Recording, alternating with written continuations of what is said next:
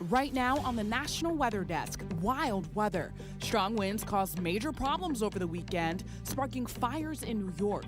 We had over 90 volunteer fire departments and EMS agencies respond.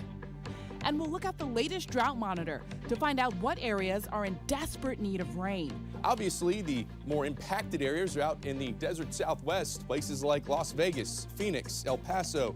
New information about why spring allergy seasons are getting longer and longer. In some cities, the season is now more than 3 weeks longer than what they used to be. And waterfalls aren't just for spring and summer. We're taking a trip to see the beauty of the waterfall capital of Wisconsin. From our nation's capital, this is the National Weather Desk.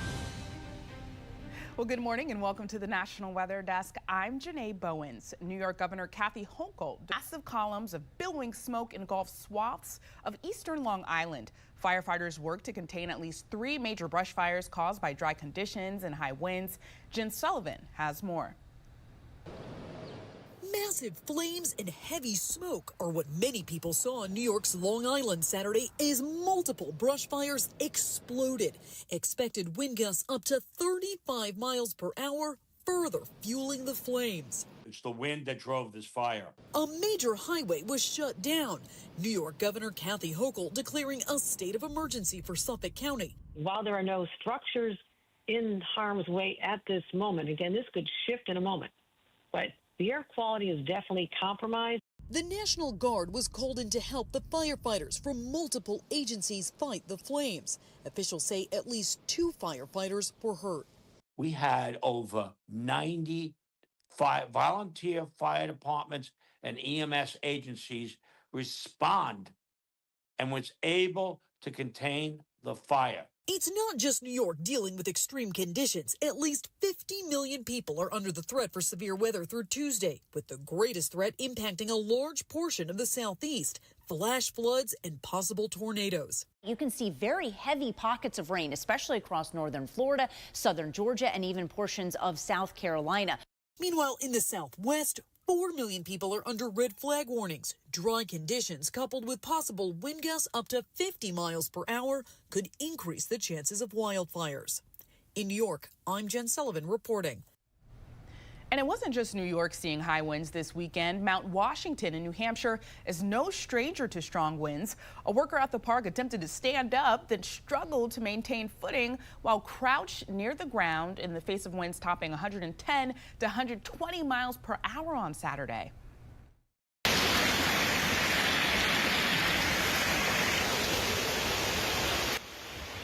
While Australia's eastern coast has been spared the worst from what was the slow-moving tropical cyclone Alfred, there was some heavy flash flooding on Sunday. Coastal suburbs were also hit with destructive winds and rain over the weekend, knocking down trees and leaving many without power. More rain fell in 24 hours Friday in some locations than normally fall in all of March. And if you're struggling to adjust after we sprang forward over the weekend, you're not alone. But medical reporter Liz Bonus tells us more about the health hazards as well as how you can manage this new transition. Hey there, everybody. Never easy to spring forward and lose an hour of sleep, but it appears that loss can do more than just make you tired. First up, you're likely to wake up before the sun's up. That alone, according to sleep specialist Dr. Karthik Kanagarajan, affectionately known as Dr. K, by the way, is enough to mess, he says, with your circadian rhythm or natural sleep-wake cycle to make you irritable. So light is what we call in medical term a very good Zeitgeber, meaning that's an environmental cue that helps you when to fall asleep and when to wake up. Coffee won't likely help you overcome this morning reset, according to the American Academy of Sleep Medicine, but it might help with a bit of the alertness you will need for the second problem associated with daylight saving time. Your driving. Deaths from car accidents go up when we spring forward, and so does the risk for a heart attack. You can offset this risk somewhat by exercising with more of the evening daylight, if that gets you motivated. When we exercise, we put our hearts to work, and it's good to do that. And one is because it's a muscle and it wants to be used. Finally, expect mood disturbances, more hospital admissions, and even inflammatory markers in your body to rise. That means your stress hormones go up. To manage some of this, Dr. K says, remember, the small stuff adds up. If you can even go to bed 15 minutes earlier over the next week. It's just an hour, but getting that good night's sleep and aiming for that is really important. Most studies right now show it takes about a week to adjust to this time change, so we're going to all need to be a little kind these days. With your health news, I'm Liz Bonus reporting. The latest data from the U.S. Drought Monitor show much of the country needs rain. Meteorologist Evan Chikvara looks at the national picture by the numbers. And this coming from NOAA. So looking back at January of this year, remember, we entered the year in a lot of locations already in a drought from the end of 2024. We don't reset or lose drought conditions just because we start over the calendar year. And we actually had the 6th driest January of record. That, again, according to NOAA. So several areas, of course, starting the year dry. Obviously, the more impacted areas are out in the desert Southwest, places like Las Vegas, Phoenix, El Paso, San Antonio, in that extreme to exceptional drought. Also parts of the Rocky Mountains, including Wyoming, Montana, North Dakota, Nebraska, parts of South Dakota as well, all in that extreme drought category. And looking at the numbers, 67% of the country is in some form of drought. This time last year, only about 47% of the country was in a drought. The good news about stuff like this, we're approaching spring. And for much of the country, late May into June can be some of the wettest times of the year. And hopefully that can provide some relief. In the short term, not a ton of relief for the upper plains, the Ohio Valley, New England, pretty dry, trace amounts over the next 7 days. The higher rain spots will be across California, as well as the southeast, Florida Peninsula over the next 7 days. The CPC releases these outlooks to show potential or probabilities of above average rainfall over the next couple of weeks. This actually through the first day of spring. Wet in the eastern half of the country, dry for parts of Oklahoma, and above average rain chances for the Pacific Northwest. That's your by the numbers droughts in 2025. Now that spring is near, folks with the gardening green thumb are likely gearing up for the upcoming season. But as Evan showed us, drought is still a major issue in many parts of the country. That's why people in San Antonio are encouraged to plant drought-resistant plants. Meteorologist Joe DiCarlo has more. Kids were playing in the water and everything, but not this year. Maximiana Ferdine and Pete Bermia are Lytle residents that enjoy spending time at the local park in Castroville. They say when there's water, the park is packed with families. When the water's high, everything is green, but people come in the water and everything. They have their little kids with their little boats they have there. And they say it's not just people the drought is affecting, but wildlife as well. You can come early in the morning, you can see the deer here on the water. But since it's been dry, nothing. As drought rages on with no signs of slowing down, the San Antonio Water System, or SAWS, on how to garden during these dry times. This is the kickoff to the San Antonio gardening season. And the gardening season may look a little different this year. Well, understand that you're going to look for those heat-loving plants that can handle it and still look good. Your grass won't be living its best life if this drought continues, but watering once a week should keep it alive. Plants that handle heat and drought the best. Pride of Barbados and Yellow Bell Esperanza. And so those are two plants that just shrug off the heat. And some not so great news for your garden. According to a new study, butterflies in the U.S. are vanishing at a catastrophic rate. It found the total number of butterflies in the United States has dropped 22% over 2 decades. The pace of the collapse comes with potentially severe implications. Scientists worry it could destabilize pollination that sustains America's crops. Dwindling habitats, rising temperatures, and poisonous pesticides are all factors in the decline. And NASA is seeking out answers on how the cosmos originated, but their mission has been delayed. The SPEAR-X space telescope was designed specifically to survey the sky and stars and was expected to launch aboard a SpaceX Falcon 9 rocket on Saturday. Liftoff was canceled to allow teams more time to inspect the rocket. NASA says they will announce the new launch date as soon as it's confirmed. So for now, the key ingredients for life in the Milky Way galaxy will remain a mystery. And coming up on the National Weather Desk, waterfalls aren't just for spring and summer. We're taking a trip to see the beauty of the waterfall capital of Wisconsin. Plus, why the spring allergy season is getting longer and longer.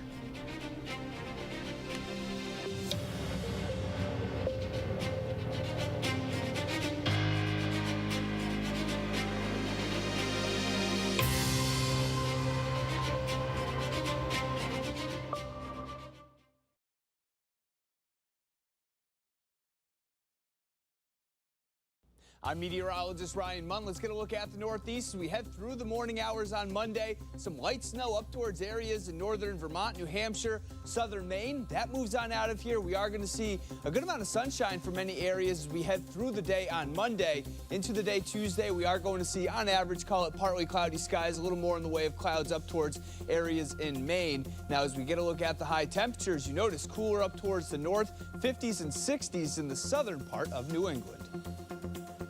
I'm Chief Meteorologist Gerard Bailey. Here's a look at the Mid-Atlantic region. We are looking at a lot of sunshine in the days to come. Not any rainfall except way down south with a passing system, but that's going to stay south of Virginia towards the Carolinas. So otherwise, we are just looking at a nearly perfect couple of days coming. There is going to be a cold front that rolls across the region on late Tuesday into early Wednesday. We'll start to see our temperatures fall, but it's going to be beautiful until then. 50s in the mountains, 60s in the lowlands. We could be touching 70 degrees on Tuesday. I'm meteorologist Vetus Reed. Here's a look at your southeast forecast highs. We're looking at Nashville, 70 degrees, Birmingham, 66, Raleigh coming in at 61 degrees, 73 in Tampa, and then down in West Palm, 87 degrees. We have this big system that's kind of making its way through the southeast. We'll see this area of low pressure continue to push through Georgia as it wraps through. It's taking showers with it across South Florida and also southern portions of Georgia and South Carolina. Could get some decent rain. This will roll on out as we go through the overnight. High pressure moves in and clears things out for tomorrow.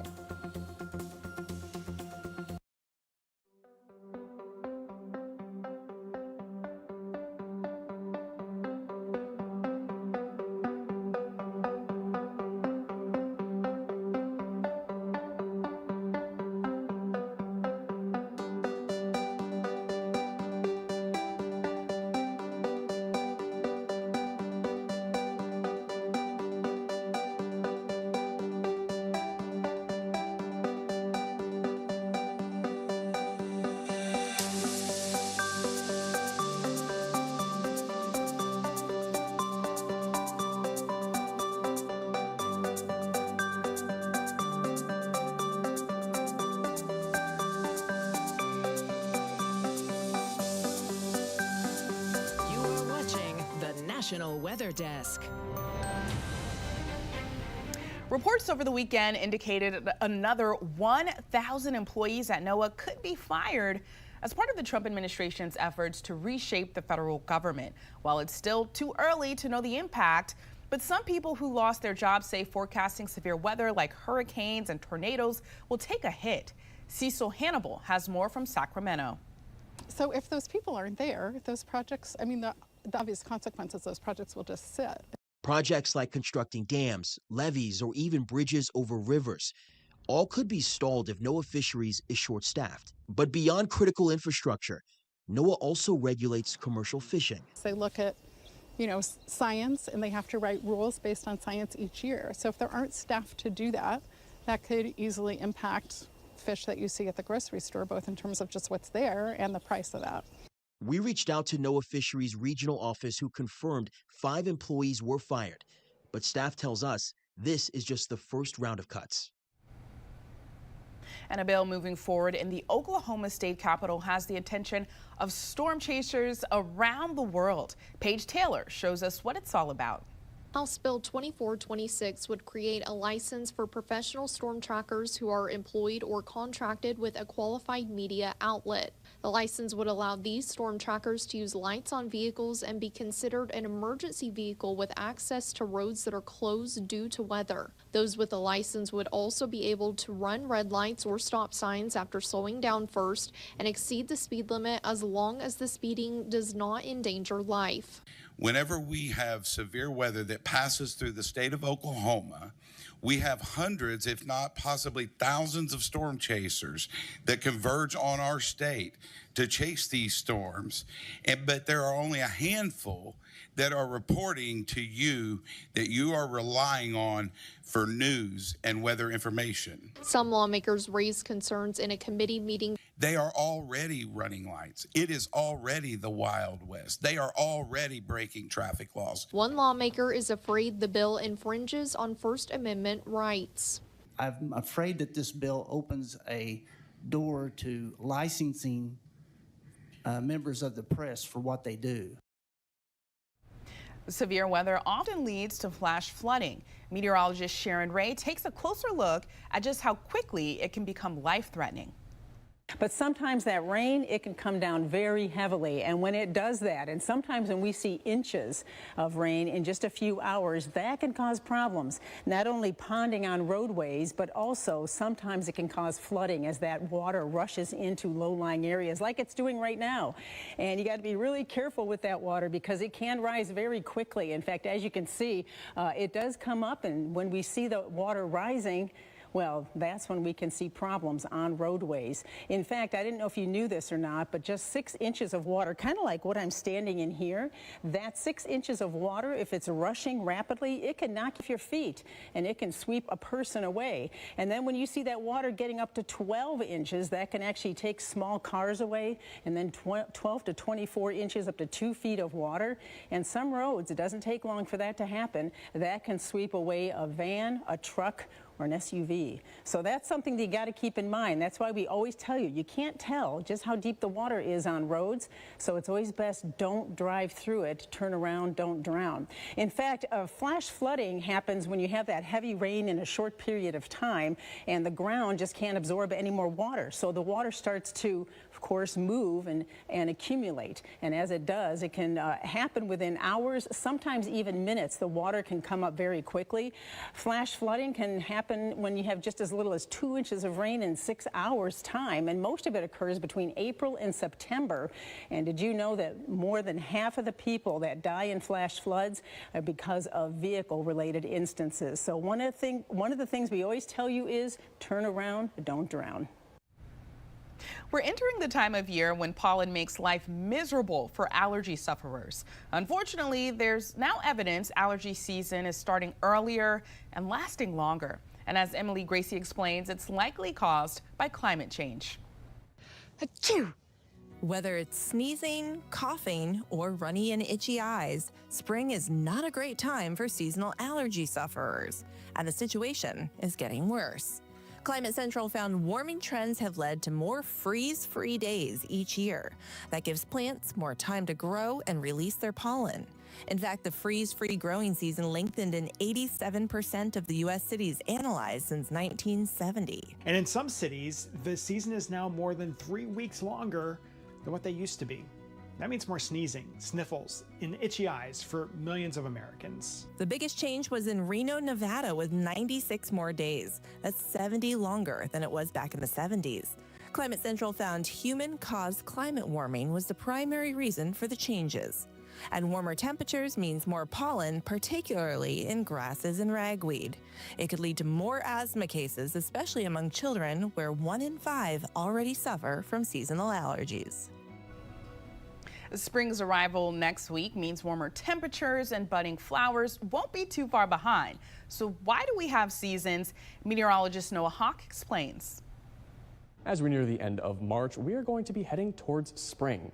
Now, you may love that or you might hate it, but have you ever wondered why we change seasons? Well, it's going to have everything to do with the tilt of the Earth in relation to the sun. Now, as we approach March 20th of this year, that is going to mark the first day of spring, which is also otherwise known as the vernal equinox. And on this day, we are going to be having the sun's direct rays right over the equator, and that is going to mean that everywhere across the globe is going to see about 12 hours of sunlight. Now, the same is going to apply when we approach fall, except instead of the Earth being tilted this way, it's going to be tilted this way.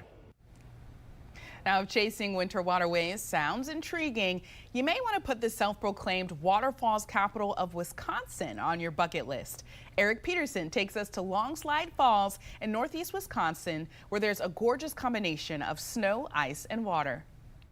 You come down this path and it's just alongside some of this absolute gorgeous, basically granite rock side, and it kind of narrows downhill and then kind of turns back, so it does a little bit of a switchback action down here into some of the lowlands by the cedars, and it just opens up to this absolute scenic picture here. Marinette County Facilities and Parks Assistant Director Matthew Schruck says Longslide Falls, the county's largest, may be his favorite. And I think that's partly because it's almost a little bit of a hidden gem back here. It's not highly developed. It doesn't get as much traffic as some of the other areas. Longslide drops about 50 feet using the north branch of the Pemi-Bonwan River as aquatic fuel. Schruck says the flow can be mesmerizing. Oh, absolutely. I've seen people spend all day down here, and it's just, I can imagine why you do it. I've spent time out here working, and I love this area. Schruck says the frozen bergs of ice add to the Thursday morning scene. Snow is always beautiful, but of course we recognize too that our summer season is right around the corner too. So if you did want to see some snow and some icy waterfalls, it might be one of the last best opportunities to do so right now. And as we go to break, views of the Portuguese coast.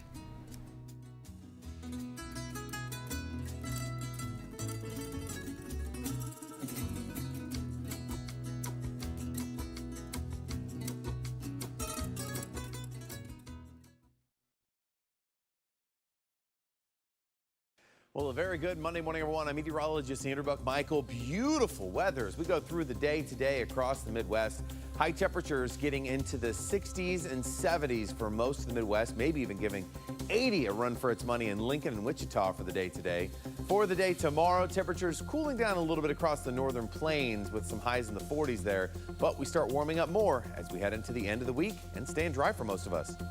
Thanks for joining me. I'm meteorologist Mary Wasson. We have high pressure starting to build in across Texas, taking those clouds out east, and we're expecting lots of sunshine for your Monday. We'll wake up with morning temperatures in the 40s, even a few upper 30s out in the hill country with mostly clear skies. By the afternoon, we're expecting lots of sunshine, high temperatures into the 60s around lunchtime, on our way into the mid and upper 70s by the afternoon. Good Monday morning, everybody. I'm meteorologist Stella Sun. Some lingering moisture through Oregon with an area of low pressure that will bring some rain impacts by tomorrow across California. Daytime highs will be in the upper 60s towards San Diego, 64 degrees, and LA in the low 50s through Portland, 61 expected in Salt Lake. And Seattle will see mostly cloudy conditions in the upper 40s, running a few degrees cooler than normal, 83 degrees expected in Phoenix. That's the scene from here.